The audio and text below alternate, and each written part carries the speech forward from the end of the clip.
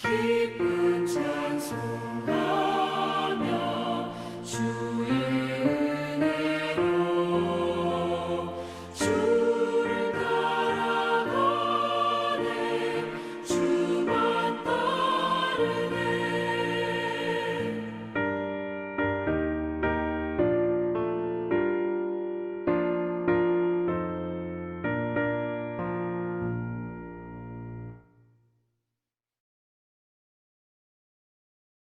하나님의 크신 은혜와 평강이 오늘도 우리 사랑하는 성도님들의 가정마다 하시는 일마다 충만히 임하시기를 기원합니다. 기도하겠습니다. 하나님 아버지, 말씀 앞에 섭니다. 나를 살피고 결심하고 결단하여 하나님의 뜻대로 살고자 하는 거룩한 열망으로 충만한 복된 이 아침 되게 하옵소서. 말씀을 들을 때 깨닫게 하시고 아멘으로 화답하며 우리의 삶으로 실천하는 귀한 용기를 허락하여 주옵소서. 감사드리며 예수님의 이름으로 기도하옵나이다. 아멘. 오늘 보실 하나님의 말씀은 신명기 24장 1절로 22절입니다. 신명기 24장 1절로 22절 같이 읽겠습니다. 사람이 아내를 맞이하여 데려온 후에 그에게 수치되는 일이 있음을 발견하고 그를 기뻐하지 아니하면 이혼 증서를 써서 그의 손에 주고 그를 자기 집에서 내보낼 것이요 그 여자는 그의 집에서 나가서 다른 사람의 아내가 되려니와 그의 둘째 남편도 그를 미워하여 이혼 증서를 써서 그의 손에 주고 그를 자기 집에서 내보냈거나 또는 그를 아내로 맞이한 둘째 남편이 죽었다 하자 그 여자는 이미 몸을 더럽혔은즉 그를 내보낸 전 남편이 그를 다시 아내로 맞이하지 말지니 이 일은 여호와 앞에 가증한 것이라. 너는 내 하나님 여호와께서 내게 기업으로 주시는 땅을 범죄하게 하지 말지니라. 사람이 새로이 아내를 맞이하였으면 그를 군대로 내보내지 말 것이요 아무 직무도 그에게 맡기지 말 것이며 그는 1년 동안 한가하게 집에 있으면서 그가 맞이한 아내를 즐겁게 할지니라. 사람이 맷돌이나 윗짝을 전당 잡지 말지니 이는 그 생명을 전당 잡았음이니라. 사람이 자기 형제 곧 이스라엘 자손 중 한 사람을 유인하여 종으로 삼거나 판 것이 발견되면 그 유인한 자를 죽일지니 이같이 하여 너희 중에서 악을 제할지니라. 너는 나병에 대하여 삼가서 레위 사람 제사장들이 너희에게 가르치는 대로 내가 힘써다 행하되 너희는 내가 그들에게 명령한 대로 지켜 행하라. 너희는 애굽에서 나오는 길에서 내 하나님 여호와께서 미리암에게 행하신 일을 기억할지니라.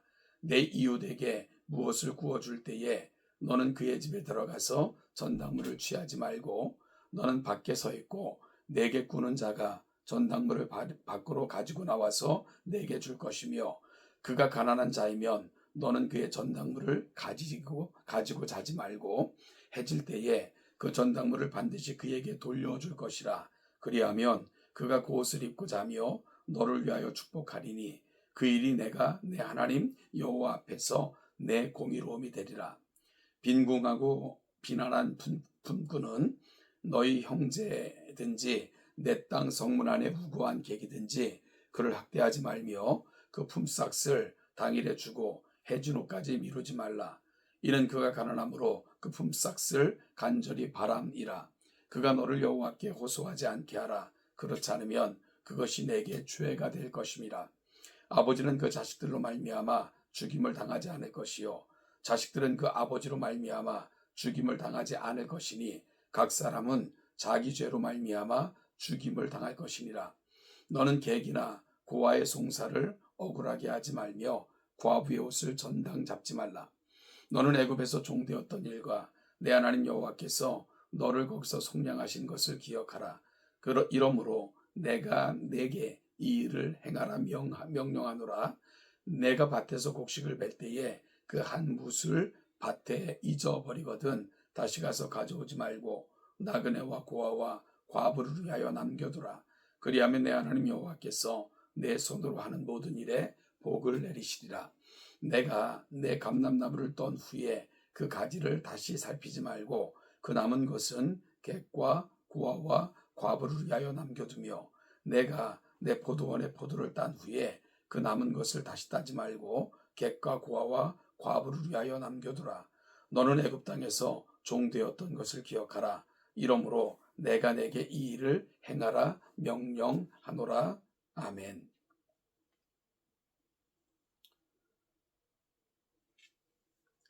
나비 효과라는 이론에 대해 잘 아실 것입니다. 이는 일기예보 데이터를 관측하던 미국의 에드워드 로렌츠에 의해 1961년 발표되어 현재까지 사회과학 등 이 다양한 분야로 발전되어 통용되는 그런 이론입니다.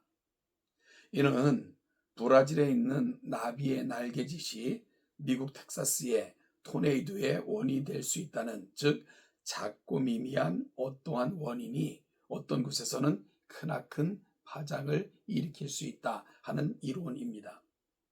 우리가 속한 신앙 공동체도 이와 같은 법칙은 성립이 됩니다.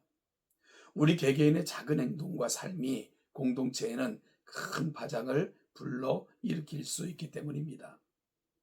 오늘 신명기 본문은 이스라엘 백성 개개인에게는 극히 작은 일이지만 타인의 삶을 바꾸고 결국은 공동체를 무너뜨릴 수도 있는 그런 일들에 대한 하나님의 가르침입니다. 우선 본문 1절부터 4절은 이혼 증서에 대한 언급입니다. 고대 근동은 철저하게 가부장 사회였기에 여성의 지위는 그에 비해서 매우 낮았습니다. 남성의 입장에서 여성은 소유물에 불과했기에 물건을 바꾸듯 교체하는 것이 손쉬운 때였습니다. 하지만 이것을 여성의 입장에서 생각해 보면 여성의 입장에서는 삶을 송두리째 유린당할 수도 있는 상황에 처해지는 거죠. 이에 하나님께서는 이혼 증서를 통해 여성들의 삶에 안전장치를 마련해 주셨습니다. 또한 5절에는 잦은 전쟁을 통해 군인으로 생명을 내놓아야 하는 남성들에게 결혼 후 1년간 자기의 가정을 돌보고 자손을 유지할 수 있는 시간을 허락해 주는 법에 관한 설명입니다.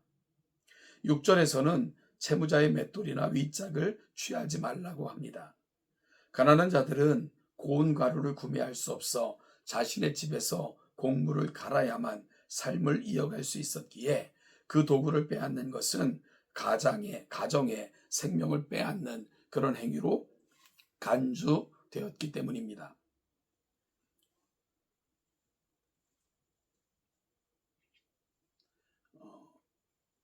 10절부터 13절에서는 채무자가 채무자의 집에서 돈이 될 만한 것을 취하지 말고 채무자가 알아서 자신의 것을 꺼내오라 라고 명합니다. 더욱이 그가 극빈자라면 저당을 잡지 말고 혹여나 겉옷을 저당 잡더라도 저녁이 되기 전에 저당물을 돌려주어 사막의 추위를 견딜 수 있도록 도와주라. 바로 채무자의 생명을 유지하고 보존하도록 하라 라고 권면합니다. 14절부터 22절까지는 하나님께서 날품을 팔아 생명을 유지하는 가난한 자들에게 품삯을 미루지 말 것과 또한 가난한 객들을 학대하지 말 것을 당부하십니다. 또한 아버지의 죄를 자녀에게 전가시키지 않을 것을 고아와 과부를 위해 곡식이나 감람나무 수확 시 일정 부분을 남겨둘 것을 당부하십니다. 왜 하나님께서 이스라엘 백성에게 사회적 약자들에 대한 규범을 소상하게 다루시면서 이와 같은 것들을 꼭 지켜라 라고 부탁하고 계실까요? 이는 새롭게 시작될 이스라엘 공동체의 삶을 견고케 하시려는 하나님의 배려입니다. 공동체는 단지 강하고 건강한 자들의 잔유물이 아니라 돌봄이 필요하고 배려가 필요한 자들이 어울려 살아가야 될 삶의 터전이기 때문입니다. 가나안 입성을 앞둔 이스라엘 백성들에게 하나님께서 약자를 배려해야 되는 이유를 18절에서 이렇게 말씀하십니다. 너는 애굽에서 종되었던 일과 내 하나님 여호와께서 너를 거기서 속량하신 것을 기억하라. 이러므로 내가 내게 이 일을 행하라 명령하노라. 이스라엘 백성들도 40년 전에는 노예에 불과했습니다. 그들은 사회적 약자였고요. 생존권 보장받지 못했던 자들입니다. 애굽 사람들은 이스라엘 백성들 배려하지 않았습니다. 오직 하나님께서 이스라엘 백성들을 긍휼히 여기셨고요. 아브라함과 하신 약속을 기억하셨고 따라서 속량하셔서 그들을 건져내셨습니다. 그리고 하나님께서 그들에게 너희도 이와 같이 서로 배려하라 라고 부탁하고 계신 거죠. 마태복음 18장 21절로 35절까지는 빚을 탕감받은 사람의 비유가 등장합니다.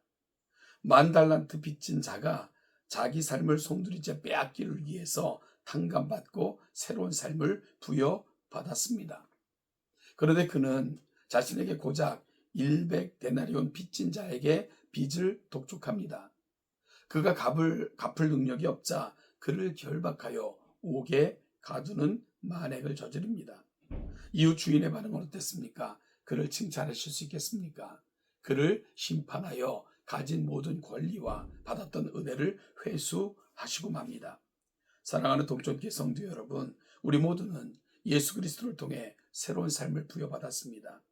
우리가 속한 공동체 삶 가운데 나의 주장과 나의 목소리가 사라지고 나의 권리가 포기되어 하나님의 베푸신 은혜가 공동에게 호혜적으로 나누어질 때 우리 공동체는 좀 더 귀하고 건강한 공동체, 빛과 소금의 역할을 감당하는 그런 공동체로 세워지게 될 것입니다. 오늘 우리가 만나는 모든 사람들에게 작은 호의를 사양치 않는, 우리의 손을 거두지 않는, 그렇게 하나님이 우리에게 보여주신 은혜를 서로에게 보여주는 복된 하루가 되시기를 주님의 이름으로 축복합니다.